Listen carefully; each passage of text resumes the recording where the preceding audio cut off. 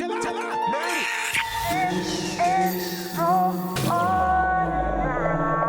in and out. Someone who is smart, who is intelligent. So I want like the total package. The No Ordinary Love Podcast with Rosalind Onell. Every relationship is unique, has its own rhythm and melody. It's what worked for them may not necessarily work for you.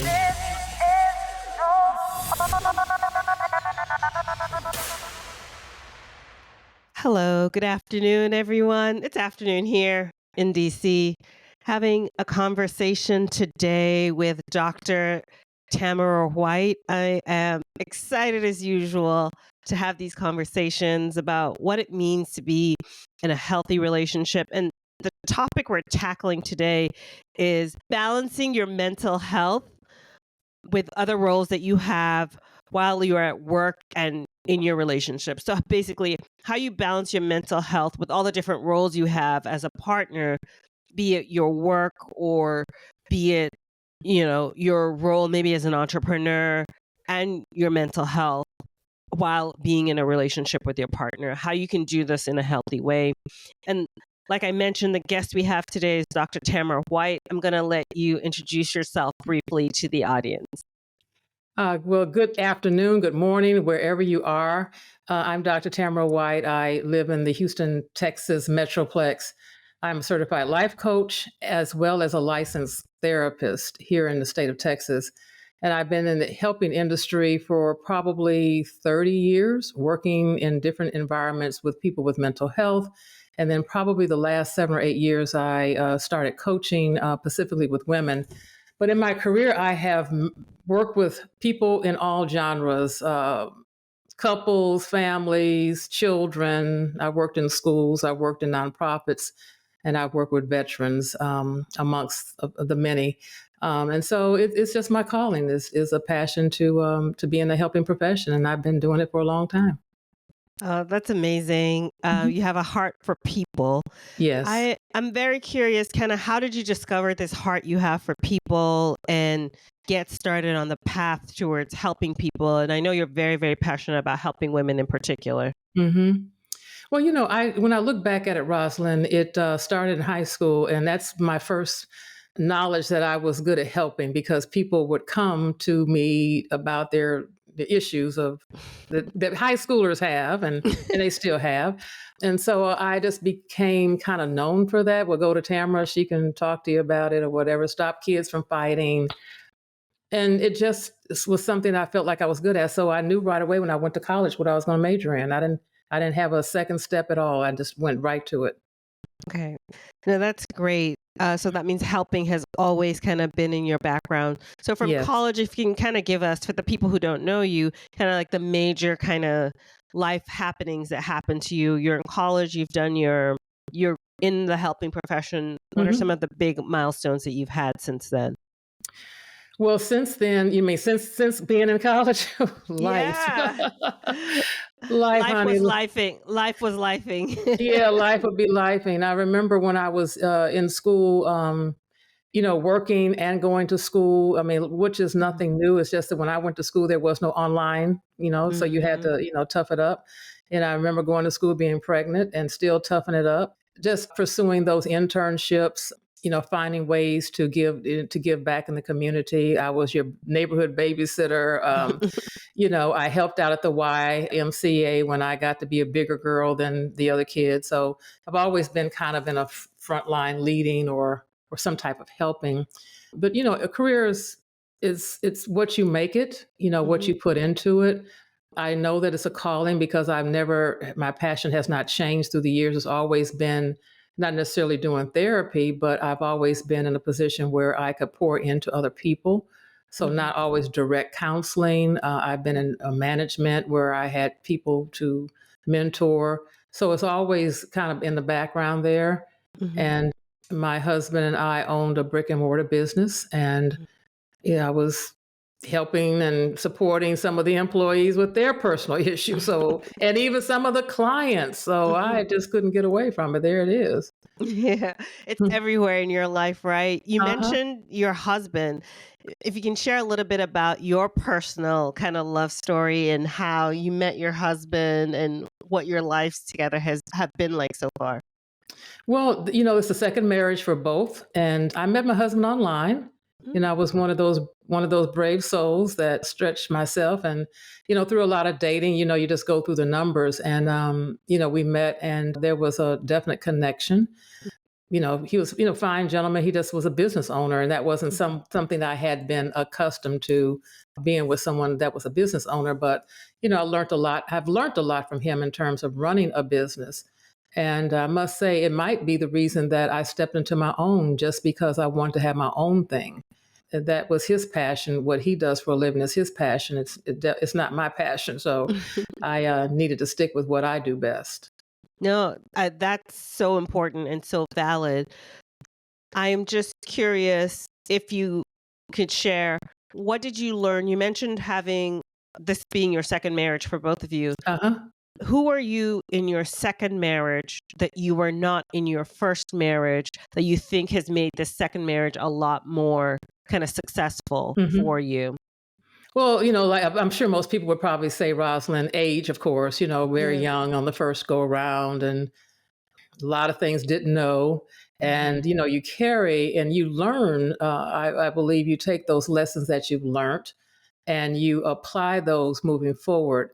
I think, using wisdom is what, I always believe, what did I learn? What can I do differently and better? So being more mature, knowing the questions to answer, ask, knowing to listen more attentively, becoming a better partner, because I can't say, divorces can be a two-way street. So I'm not Mhm. slamming anybody, Mhm. but just taking those lessons and moving them forward down the road so that I could be a better person in this relationship. Because I was a different person, and I'm sure he was. My husband was a different person he was in his first marriage. Mhm. No, absolutely. Same for me. Well, I'm not on my second marriage yet, but I was definitely married before. And I Uh-huh. would say one of the biggest lessons was just exactly what you alluded to. It takes two to tango. And it's never really about the other person in as much as it's about you, because you kind of have, like, I had the power to make decisions Hmm. about myself. And as I've focused on that part of my story and focused on the ways in which I could have been better, I definitely am having better experiences in all my relationships now, not Yes. just my romantic relationships, and just showing up as a much better, wholer, more mature person than I did. But you don't know what you don't know, right? No, you don't know what Um, you don't know, and you learn. And one of the things is, I knew more what I wanted because I had lifed. I had mhm, had that life, and now it's mhm, really getting clearer on, hey, I don't want that, and I know mhm, now the things that I do want, mhm, and let me make sure that that happens the next time. mhm. Otherwise, I'll stay by myself, and I don't care about that. I mean, so I'm good. What were some of the things you did want this second time around? I'm just curious. Someone that's you want, for me, finances was a huge issue. Mhm, And then, so can we work that out together, mhm, versus it being a one-sided story? I need mhm, some, if we're in partnership, let's make that work. More companionship, more, doing things, more outgoing, mhm, more opportunities to live a better life. And mhm, those are some of the things I was really, really seeking, to just have a good time now. Kids are grown up, are bigger or mhm. whatever, don't need the babysitter like I did in the early days. So I found it to be very refreshing just to be able to go and do and have fun without, worrying about a checkbook or what's in the bank. Mhm. No, Mhm. that's great as well. That ability to have a partner that you can, that's a real partnership. It sounds like you wanted real partnership. And with Mhm. your husband now, you have that real Mhm. partnership where it's give and take. You're enjoying yourself in Yes. the activities that you have. And, he's a businessman that, as you mentioned, Yes. um, and what are some of the things you've kind of learned from him through business that have helped your relationship, you think? Well, he's very, very definitely very structured in terms of keeping the finances in order. Now, and Mm. I do my part as well, Mhm. but because that's part of what he does for a living, it's more of a natural for him. Forward thinking, perhaps thinking things through about major projects versus just running out and doing it. Let's make a few let's do some searching or resourcing before we just jump and do some things. It's a good balance to have someone to talk things out with that you can appreciate and respect their opinion, and just having good conversations, whether we agree or disagree, because it's not, a bed of roses, but it's an opportunity to Mhm. reflect on our conversation, or to say, hey, I disagree with that. If that's what you want to do, you do it, but this is how I feel, and not holding back, just Mhm. being my authentic self. What are some of the ways that what do you think has allowed you to show up as your authentic self, and a little bit about how you navigate those conflicts or those difficult relationships? You said it's not a bed of roses. So Hmm. how do you kind of navigate through that aspect of your relationship? Well, I really think in relationships that people need to first, if there is no respect, Mm. I just want to be real on the table. Respect for me and the work that I do, even as a mental health professional, and when I'm working with my coaching clients, there has to be a level of respect in relationship, because if I don't respect you, I'm not going to pay attention or listen to you. I just really can't do that. So respecting the individual so that I can really hear, what you have to say, or, have an understanding. And even though I may not agree, at least I can respect that you're delivering whatever you need to deliver. And so, sometimes, we just have to talk it out, may not be on the spot. Sometimes it's days later just because of schedules. Could be a text message, hey, whatever. But just having that level of respect is what keeps it going, where we can hear each other's voice. And And that there's no magic other than that. That's what mhm. works for us. You mentioned respect, and I think that is so vital and critical, especially for men. I think Mhm. women want to be loved, but men want to be respected. That's right. Um, That's right. so, and I think sometimes as women, we may not understand that.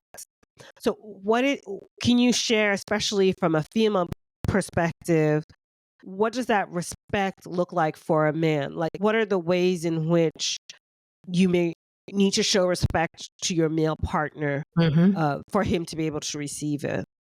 Well, I think it's about knowing your partner as well, because everybody is an individual, but just knowing your Mhm. partners. So, an example might be that we had before, where I may want to talk about something, and I would enter his office, and there was no turnaround. No turnaround to acknowledge that I was at the door. Might have been, on the phone, or on the computer, but you can feel someone's presence when they walk up. And so for me, that was disrespectful. And Mhm. so he didn't realize that that was how I thought it was. Mhm. And so it was just a matter of, hey, I know you're busy and I don't mean to disturb you, but if you can just acknowledge and kind of throw your hand up or something, and I feel that same way when I go to the store and they don't acknowledge me. It's like I am standing here waiting to get checked out and nobody's saying anything. So we that just kind of changed just by a conversation. And I acknowledge that for him too if I'm doing something. So I may say, hey, I know you're busy, but can I just share this with you? We can get back to it. And he'll do the same thing for me now too. But we had to work towards that, because it Mhm. felt like I was being not paid attention to, and I don't bother unless I need to say something. It's not like I'm going in there to sit and chit chat, but Mhm. just having obvious respect for each other's time is what I believe is really important. I think what's really striking to me is that you said is that you had to work towards it.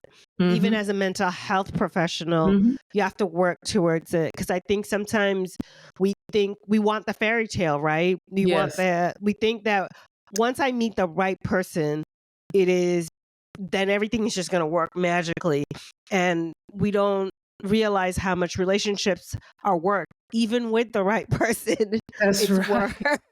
That's right. There's no magic. You just gotta keep putting one foot in front of the other every day. I'm telling you. Yeah, yeah. But I think Mhm. that level of like self-respect ahead of time, and the Mhm. knowing of yourself is what Mhm. makes it, that's what makes it magical, because you know yourself and you can like say, oh, this works for me, this doesn't work for me, and you can be honest about That's right. where you are. That's right. But That's right. but the not working on it is just not an option for It's not. anybody. It's not an option. Anybody. You gotta put the work in it. You know, if that's what you want, you gotta put the work in it. I think this is really important. You talked about you having your lane and him having his lane. And why is that so important? Because it sounds like to me it's you having your, even though you're together in partnership, you Mhm. have your own individual, you're still an individual separate from him, and That's he's right. still an individual separate from you. Why is that so important for your relationship, and what are the ways in which it shows up like the first situation? Well, you know, I believe that everyone needs to have that in order to make this world go round. I mean, I smothering is an issue, you know, with Mhm. some relationships, and that's a demise. You know, I can't. You know, you're not a child. I don't need to, you know, be in your space 24/7, and nor do I Mhm. want you in mine. I don't want to be smothered. I think we all have individual gifts that we need to give to the world, and we can't do that if we're smothering each other. Having your individual personality stand out, where I'm not connected, and you know we're not two brains together, tied like that. I believe that we need to walk effectively in our lanes, and then when we come together, there's another lane of togetherness, and we bring that together. I bring what I bring, he brings what he, and it's a sweet story. But it Mhm. always goes back, Rosalind, to respect. You know, if there's jealousy and no respect, I mean, I've seen, you know, situations where, you know, couples are jealous of each other, and that's not going to work. Or let's say someone makes more money, a woman makes more money than the man, then that's a problem. So, you know, that's unhealthy. So we want to do things in the right, godly way for me, you Mhm. know. Yeah, no, faith matters to me personally as well. I think what really struck me is like, I believe when each person has their own thing, you can Hmm. bring like your own thing into the relationship, and it makes it more exciting, more interesting. Yes. And you have stories to tell, just even from a basic perspective, because you've been out in the world in your lane, and he's been Hmm. out in the world in his lane. And then when you come together, you get to share that perspective with each other. That's And right. then I feel like it keeps you growing as well.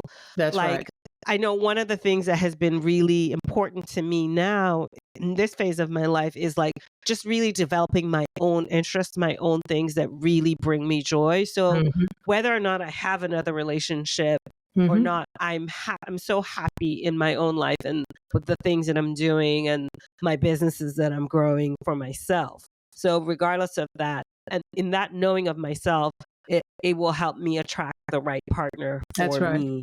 That's So right. that's something that's really important. And the jealousy aspect that you spoke about as well, I think is so critical, because Mm. I have known relationships where one partner is jealous of the other. Mhm. And it is so unfortunate, because then everything becomes like a tit for tat. You can Right. never let your partner shine, and it brings so much resentment eventually to the relationship, and it stops being a place of joy, That's right. which is, yeah, Yeah, which yeah, is I mean, really. you know, you're absolutely right. I think, you know, we're all individuals. We should, you know, operate effectively. Otherwise, you know, you become codependent. You come Mhm, enmeshed with someone else's personality, and you know, we see all that on social media. Not to stray off from the topic, but in mhm, terms of just being in a relationship, you know, I need to have my own identity. You know, who am I? You know, I can't. I have to be who I need to be. Besides being a partner, I mean, I was this person before I even met you, and so we have mhm. to go back to the very beginning. We were born as individuals. We weren't born as codependents. We weren't born to be enmeshed with other people. We were born with our own brain up here to have our own personality. And the world is waiting for us to show up. And I need to show up as myself, not as some fake person or because I'm married to somebody. That's not it. No, 100%, 100%. But what if someone is like realizing that they are too dependent on their partner, or they don't, how are some ways maybe they can like, start to be their own person, even if they're already in a relationship? Because sometimes we don't Hmm. kind of go off and grow separately. We have to grow up in our relationship as well. Sure. Sure. Well, first off, I'm just going to pitch. They need to call Mm, me, and I will help them very 100. well to get over that. I know we're going to have some clips on that because I am standing here waiting to help you to separate yourself. One of the first things I really think that people need to do is realize, what their life is all about. What are you called to do? I know we keep talking about, the word purpose is used, but it's the best word to use because what is your purpose in life? And it could be whatever you want it to be, but we need to go back and find that out. Maybe you lost your way, or maybe you never even knew it. And earlier part of my career, I was a high school counselor, and that was a perfect time to work with young people to develop that purpose. And so sometimes people lose their way and they need to be reconnected to it. So I take them right back. And people say, well, I don't think I'm good at anything. Yeah, when I get done working with you, you'll know exactly what you're good at doing. And the aha moment is like, oh my God, yeah, you're right. I just told a woman this a couple of days ago. And she said, I've been running from it. I said, Mhm. why are you running? Yes, definitely call Dr. White so that you do not run from who you are and you get to show up in Yes. this world as who you are. I'm here for you. I'm going to pitch Yes. these services for Thank sure. you. But you mentioned these videos, so let's start getting to the videos. And the videos are part of the kind of relationship rundown segment of our show. And it's Okay. where we unravel today's love trends. We're going to kind of watch some videos and kind of share our perspectives on what we think is happening here. So Okay. Okay. the first one is about mothering, not to stop mothering your partner. You kind of alluded to that. So let's delve into that one. Okay. Ladies, if you're in a relationship and you're the one who's paying for everything, planning everything, making sure your partner is taken care of, you're probably mothering them. You basically have your first son or your third son, and you learn this from your childhood. How we show up in relationships is based on what we did not receive from our parents in those relationships. I know you're not intentionally enabling your partner to be a little boy in your relationship, but you're doing it for every moment you don't give him the opportunity and the space to step into being the man that does lead and that you trust. Now, how do you start letting your partner be the man in the relationship to lead? This has to do with your comfortability and safety in being in your feminine energy. Right now, your partner's probably not the man that you want him to be because you're not giving him opportunities to step into that role. So here's a few things you can start with. If you're a hyper masculine woman and you find yourself not very affectionate to your partner, I want you to ask once a week this and do it with such cuteness. What are 5 things that you appreciate about me? And make sure that they tell you those 5. Now, if you're the one who always is paying for everything and maybe that can't switch because of economics, maybe you make more money than him, here's what you can do. The next time you guys are planning a date out, the next time you guys are planning a trip,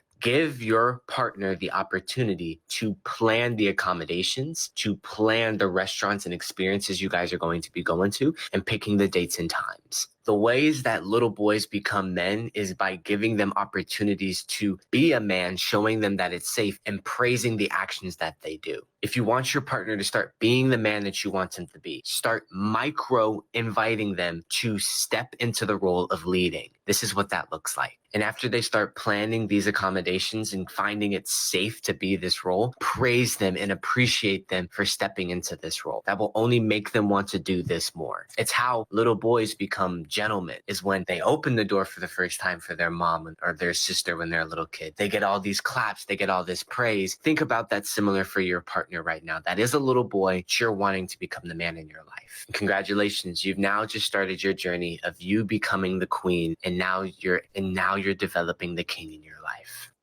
Wow. There's just so much there to talk about. So, Whoa. I definitely feel conflicted about the whole video in multiple ways. I'll talk about the things I feel like are positive in which he Okay. said Okay. first, but there are definitely things I'm very uncomfortable with. Mm-hmm. He said praise, and I think praise works really well with men because sometimes I get the feedback that some men, they don't know what to do like what's acceptable to do. And Mm-hmm. if you're encouraging them by saying, oh, this really helps. And it's not just men, any partner would want to know when they're doing something well in the Mm-hmm. relationship. Sure. So I think that praise element is really a positive thing, for sure. I think that, like you kind of mentioned, it takes two to tango. And Mm-hmm. if, in as much as you are doing the mothering, there's a question there about why do you think that is the best way? Why Right. can't you let go? If your partner can't do something, why Right. can't you just tell the partner, this is what my expectation is? Mm-hmm. And if they can't meet it, you just let go of that. So I would encourage a woman in that context to explore that question for themselves. And I just feel like a better way is to, if you want a certain behavior, I think you be the role model for that behavior that you want in the relationship. But let you step in here and share with us, like, kind of, what did you think about the video? What were some of the pros and cons that Yeah. you saw about the video? No, I mean, I certainly agree with what you said, Ross. And there are so many relationships like that. The control factor. There's a lot of reasons why sometimes women they're just control freaks and they just got to be on top of it. And then you do have weak, in this particular video, weak men who want to be taken care of. They weren't allowed to do much. I've been around women, let's say men, they're on they got all these sisters, so they were just mothered and treated like babies. But the truth is, you have to teach people how to treat you. So if the gentleman wants to stay and wants to be mothered like that, then if that works for them, it works for them. Along the way, it's not going to work for them because somebody's going to get upset about it. It's just life. It's going to happen. It's not going to be equally phased in and everybody going to be getting along. It's not going to work. So somebody's going to bust out. Gentlemen usually don't want to be pushed around too much. Like, look, I'm a man and, step off of me. And then women say one thing and they do something else. They say they want the strength, but then they're treating their partner like a child. I've seen it I've even been out in public. You probably have too. And you've seen the domination of a woman like browbeating the guy and him sitting there taking it. So it's what people want in these relationships is what they're going to get. What they put into it is what they get out of it. I mean, truly, it has to be work. And if that works for them, it works for them. But on the other ear, if I'm in a session with clients, which I have been, then the truth comes out. But then when we hang up or get off the session, you don't know what they're going to do. So people just need to learn how to behave in their relationship. They need to figure out what they want and stop playing and messing around in these relationships, messing up people's hearts, their minds. I don't own you. You see a lot of that. I don't own anybody. You're not my property. So there's a lot in relationships that go on that's not healthy. No, I totally agree. And the fact that the idea of mothering is really you trying to control the other person, So it really speaks volumes about how uncomfortable you feel that you have to micromanage what someone else is doing on a day-to-day basis. But something I did take offense to, and maybe you can share more why, when he said, Okay. "Oh, just say really cutely the 5 things." No, that's mothering still. That's what you tell a 7-year-old because that's a grown man you're talking to. That's not healthy. No, I don't think you get what the response that he wants. I mean, maybe he was trying to be cute, but that's not. You're stroking in a childlike way. Yes. Something about saying, "Hey, thank you for bringing the grocery bags in," is different than saying it another way, like, "Get the grocery bags, wipe that table off, make sure you rinse my car off." Those are mothering type things. Those are control factors. And that's why you tend to have a lot of unhealthiness because people aren't living a true relationship. Not that it's 50-50, but it should be more in a partnership role where I'm treating you as an adult, not a kid. I'm not your mom. Exactly. And those are learned behaviors, by the way. Yeah, they are 100% learned behaviors. And I feel like, especially with male children, a lot of moms tend to coddle their sons and not Yes. provide that kind of corrective feedback that their son may need, especially if Mhm. they're in a home that maybe there isn't a male figure for the Mhm. son to get that Mhm. firmness that he Mhm. needs. And then those men grow up and they expect their wives to then be their mothers at the Right. same time. And Exactly. it will never work, because like at some point you're going to be unattractive to her if she has to lump you in with with your children, No. right? And you don't Right. want He that. becomes one of the kids. I mean, I just keep saying it's just not healthy. It's not productive. It doesn't do anything to increase your stability as an individual when you're allowing someone else to make decisions and control, and you can't make a move. Remember, I talked about this enmeshment and this codependent thing, that they Mhm. can't be a man without this woman directing Mhm. the pathway. I mean, that's not Yeah, healthy. at all. I'll say one last thing that we can move off of this, but No. I even had I knew someone who like the partner had to like make all his appointments and remind him constantly, oh, you have this at this time, then you have that at this time. Like she remembered all his appointments and he could not keep track of his entire life without her reminding him Wow. constantly. So I mean, that's creating dependence. And but there's something when people operate like that, Rosalind, there's something in it Mhm. for both of them. There's something in it. Whatever rocks their boat, they're getting something from Yes, it, yes. and it works for them. Y- They I, sit, I somebody complains, but they still do it. Yes. You have the power. The woman may have the power of like, oh, I'm in charge. I know everything he's doing. And then Hmm. he gets oh, I don't have to be responsible for anything. So both Right? people takes two to tango, It always. does. Crazy. It's All right. crazy. I think we handled that one. Let's go on to the next video, balancing career and love life. Oh, okay. Mhm. Yes, what's going on? Before entering any relationship, make sure that you can deal with the career path that they have taken or they're taking. Because there's a lot of dedication into a person's career, whether they're your friend or your spouse.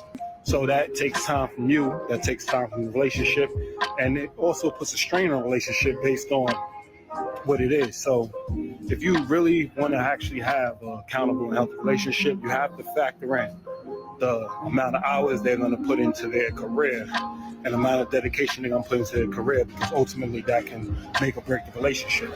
So make sure that's a discussion you have with your friends or your spouse. All right? Enjoy.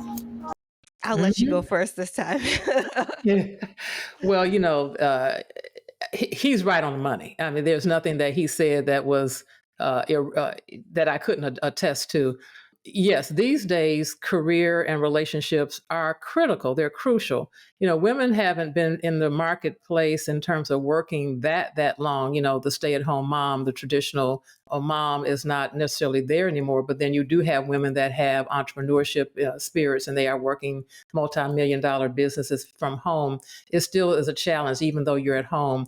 I think once again, we've got to get the understanding of respect on who's doing what. And then, Rosalind, the real thing is it takes a lot to live now. So I'm going to be happy that you are closing another deal or whatever you're doing. I think that people just really need to have conversations about this stuff and just say, hey, this is going to be a tough week. I got to stay at work to 6, 7 o'clock at night, or I've got to go out of town, or whatever it is. If we just communicate what the needs are for our family and juggle where we need to juggle and make it work. Because folks want to go out to eat. They want to take these trips and these cruises and buy those beautiful handbags I keep talking about. It takes money. So we both got to be out here doing it. And, Mhm. relationship is important. And I think it's conversations about, okay, how many times a year are we going to take a trip, or what are we going to keep our date night up, or Friday Night Live, whatever it takes to keep that fire still lit. So I can go out here and make this money, bring that bag home. You bring your bag home. We got a sweet deal going. Mhm. Understanding and respect. Yes. I went to Dubai last year. I want to keep going to Dubai. So Right. we got to make this work. Yes, exactly. You know, you feeling me? That's right. I got stuff to do because I got a list of goodies I'm trying to, take care I hear you. of. I 100% agree. And I think that where finding your purpose, we talked about purpose earlier, is critical, is because I'll use my parents as an example. My dad worked at a job where he traveled a lot. He traveled Mhm, to different countries when we were growing up. If he had a partner, a wife that was not comfortable with him traveling and like having to restart their lives over and over and over again in all these different countries, all these different places, mhm. that's not the partner that would have allowed him to reach the levels of success that he would have been able to he That's was right. able to reach in his career. That's So right.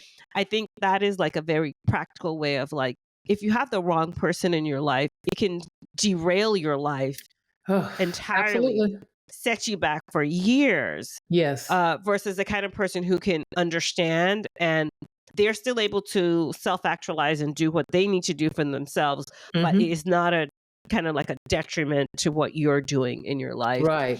But I Right. think that takes maturity. I don't know that I would have had that level of maturity. I didn't have that level of self-knowledge Mhm, in my first marriage to be able to really have a clear sense of who I was, what it is mhm, I wanted, mhm. to be able to pick a partner that meshed with me in that way. Not that my partner that I did pick didn't, but like it is just that it is so critical to have a very conscious thought about it so that you don't end up in a place that you're not Right. interested in ending up in. And you have the kind of partner that can support the lifestyle and Well, buy to you support the lifestyle and, the having those bags. conversations it's really about being open and honest about the conversation and not, Hmm. you're having the conversations about that moment. We're going to Yeah. grow and change, but it has Hmm. to be someone that knows how to evolve with the change. I could, Hmm. the next job or going to have a baby or we got to relocate or Hmm.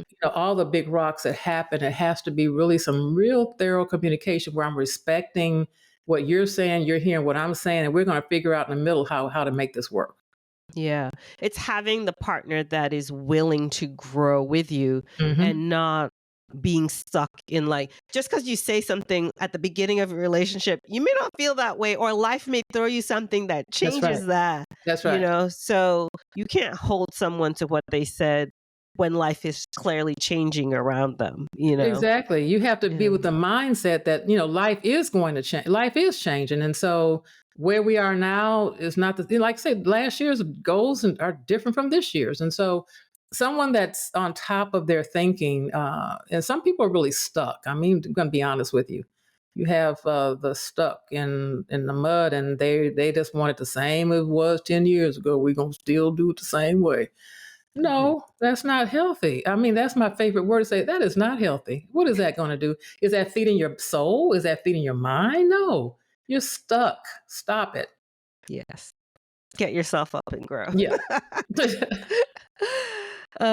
No, that was good. Definitely all for the growth. So Hmm. let us see the next video, which is being a housewife versus career-oriented wife. Okay. Do you want to be a stay-at-home wife in the future, or do you want to work in your career as a lawyer? I want to work. You want to work. I would, Okay. yes, I do want to work. I don't see myself, I want to have purpose in life. Mhm. So stay-at-home mom, to each his own. My sister's a stay-at-home mom. Nice. And she loves it. And being a mom is a blessing, but I don't want to just be a mom and a wife. If my man is making a substantial amount of money where there's really no need for me to work whatsoever, I would work less, but I would still have something going on for myself on the side. Yeah, no, for me, I'm definitely with her all the way, 10 toes down. Like work gives me so much purpose as a person Yes. that I don't think I could not work. I mean, if we just had it like that, and we Mhm. had, I get all my bags, my shoes, and everything, Right. Right. I would still work. It's just maybe I would do things that aren't like, um, I like business, so I would still want to do something entrepreneurial, but Hmm. I'm not as worried then about the day to day. I'm not as Mhm. worried about how we're providing for our child to live, Mhm. or not necessarily live in but have certain experiences that enrich their life and allow them to grow into the people that they can be, to self-actualize for our own Mhm. children. But like, um, I can't be the best wife. I can't be the best person, the best wife, the best mother without working for me. Mhm. And that's what I've kind of learned about myself. And I just Mhm. think it gives me a sense of purpose. And if being a mother gives you that purpose and staying home gives you that same purpose, then by all means, I encourage that. Sure. Um, but one of the things, I don't have any kids. One of the things I've heard from a lot of moms who are stay at home moms is Mhm. how they feel their lives are so like limited, and they don't feel like they have a lot of adult interaction. So it would Mhm. definitely be finding ways to have that so that you Mhm. feel you're getting everything you need. But Sure. I I don't know, what are your thoughts about this idea? Well, I think it's definitely an individual thought. It works. I see it. It works for people. I have Mhm. neighbors that it works for. Their spouses, have the nice accounts. Or apparently, they don't work. They stay at home, and some of them have lots of kids too. So when you begin to think about, the daycare versus going to work. Some people I know were working just to have health insurance because the health insurance took most of their check. It's really an individual thing. I don't sweat on anyone who makes those choices. For me, I've always worked. Had children, still worked. Took the maternity leave, went back to work, and I feel like it fills my cup up. I'm not built to stay at home. It's not in my DNA to be at home, stay at home mom. That was never, never, never, ever a thought. But I don't condone those that it worked for them. It just didn't work for me. And this is respectfully, that's what it's all about, knowing who you are, knowing what you Mhm. can do and contain. Doing things that light me up is the way that I live, and I hope that other people will do things that really make sense for them. There's a place in the world for all these kinds of things, and it's just built on your personality, your DNA, your family of origin. What did you see Mhm. growing up? If that was what you saw, that's probably what you're going to do. But in my career, I've worked with many women who were lawyers and had high profile jobs. And a lot of them, as soon as they could, went back to work, even part time, even a day a week, something to have some adult conversation. Mhm. And it's a Yeah. collaboration with your spouse as to who's going to do what and for how long. Because sometimes it's just until kids get back into school, go to school, and then they all go back to work. So Mhm. individual Yeah. thoughts. Hmm. Yeah, no, definitely. Whatever works for you, I think, is what you should do. And like that knowing of yourself so Hmm. that you can show up in your own life the way you want to show up That's is right. 100 for sure. For sure. That's right. Okay. The last video we have is avoiding negative attitudes about career while dating. But I think the biggest struggle for most people is business and work. Like most people, the relationship fails because one person values themselves a lot greater than the other person, right? Or they see that they're doing a lot more than the other person. I think that's the biggest issue with relationships. Like I do more than them, and I make more money than that person, and I'm better. So what? Right. And I think that's where most things fail, because that's the way they see themselves. I'm doing more than them, so I deserve more. Right. Hmm. Yeah. It just rubs me the wrong way. Yes. Yes. It seems like there's this all this comparison. I'm doing more, you're not doing enough. And who's are we supposed to be keeping a tally if we're in a relationship on who's doing the most and evaluated it like we're a professor to give you a grade of A to F? Once again, unhealthy. That doesn't bring any kind of energy to a relationship other than negative. If we are in partnership, I'm just excited that you're doing what you're doing, and you should be excited for me. I'm not, holding some type of measurement tool. That's where we get into danger. That's not an ordinary love, as your podcast is called. That's not an ordinary love story where you're going after each other about who's doing what. You want something that we can count on each other. I know you've got me. You're today I may be doing a lot more than you. I mean, it's just the way life is. and maybe tomorrow you'll end up working harder than me on a project. But we're coming together. It's a we thing, not a his, mine, and them.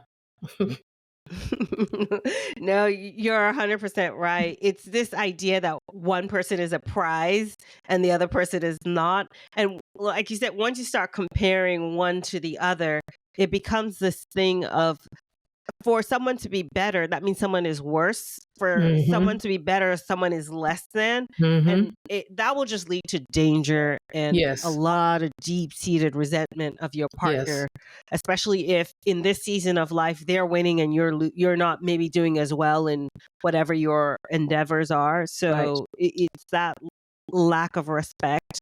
Right. And like, how are you quantifying this? Like, Right. who's just Who's the measurement? I mean, who's measuring this? I mean, where's the judge at? I mean, we're supposed to be on equal footing here. We're working towards a common goal of being. The common goal is that we're in a relationship. We're working towards a common goal of companionship and all the things that go with that. And if we're going to spend our time doing that, where are we going? It's pointless. You're just going in two different directions, and that's just unhealthy. Yeah, very, very unhealthy and not. No, this will not end well for you guys. That's right. It will not. It will not. My goodness. Yes. So that's the relationship rundown segment of the show. Now we're going to go into the group chat. The group chat is where we get questions from the audience and we try and help them out, give our best suggestions for what they could do. So the first question in the group chat is, hey, I'm writing this question because personally, I don't know what to do. My partner is considering a big career change that will probably compromise our current stability and foundation. He hates his current job in engineering and wants to switch to tech sales in a similar industry. He basically said he wants a people-facing job because sitting in front of a screen all day is killing him. Obviously, there's potential for him to make the same money at some point. The problem is he will definitely start entry level and take a few years to get his earnings up. I get that hating your job sucks, but is making a career switch really worth the risk? I might even have to get a part-time job to cover the gap in bills, which is not ideal because we have 3 kids at home. Wondering what you think about this. Is it fair to try and talk him out of it? Oh my goodness. A lot of pieces there. What did you sign up for when you got in a relationship? Life does change. And the fact is, if he's getting to a point where he needs to do something different to support himself, which will also support the household since that person is not working, where there's compassion that needs to be there, eye strain on the computer or whatever it is that's happening. I know people like that really don't do well. They want to have the face-to-face, and he wants to exemplify his career. So we have to take a step back and really look at what's important. If this is what's going to make it better for him, then, and you don't have to necessarily work outside the home, what's the growth on the job? You just have to really sit down and do pros and cons on all this and put yourself on the back burner. What's most important? Of course, you're right. I think that what is interesting to me is if your work is being at home and that brings you joy, then how do you stand in the way of someone else doing something that brings you joy and also supports you? So I think that, like you said, life has seasons, and in this season, you may need to support him by working outside of the home, which is not what you may have originally agreed to. But in another way, this is the joy of life that you can't plan it all out. Right. No, you cannot. It's not the 2024 year plan, that fiscal year in the White House or whatever. You've got to figure it out. There's this ebbs and flows with everything. And sometimes people are just so selfish. Yeah. And this is the figuring it out. When they say better or worse, this is better or worse. This is So right. This is right. This is right. You're right. So I Mhm. think this is where you just like Dr. White says, you just make a plan and you take it step by step and you do the best you can to make both people do what it is they need to do in their lives. So Mhm. yeah, there. Now we have a second question, and here's a second question. When I started dating my boyfriend, he would always be so gentle and caring whenever I was sick. He'd cook, do extra cleaning, rub my back, and do all types of things. Nowadays, he just gets me whatever I need and avoids me like I'm having the plague. I used to almost look forward to getting sick, laughing out loud. But now his distance is just like salt in the wound when I'm already sick. Would it be reasonable to ask him to go back to the way it used to be, or has that moment passed? Man, do I miss those back rubs? Wow. Yeah. Yeah. There's seasons in relationships, and there's a lot of story that we don't know in between of what has happened. That would take some digging around, but there's nothing wrong with asking the question, like, can I get those back rubs again? You know, you don't know. There's no answer until you ask the question. Hmm. Yes. No one is a mind reader in a relationship. And as well as we know our partners, we don't know everything. And I would encourage you to ask from a place of curiosity and not necessarily ask from a place of like, demand that your partner do this for you. Maybe there's something going on that your partner hasn't had the courage to share with you. Mm-hmm. And this opens the door to that conversation and allows Mm-hmm. you to know your partner a lot better. So yeah, just ask and be curious. I would definitely ask because that helps you understand what's going on and not make up stories in your mind as to what you may think it may be or what it isn't. And that gives you a chance to be vulnerable with your partner and get your needs met ultimately. If not, then maybe you just have to start getting massages outside. Still take care of yourself. True. But I would ask the question to my partner. And that was the last question that we had.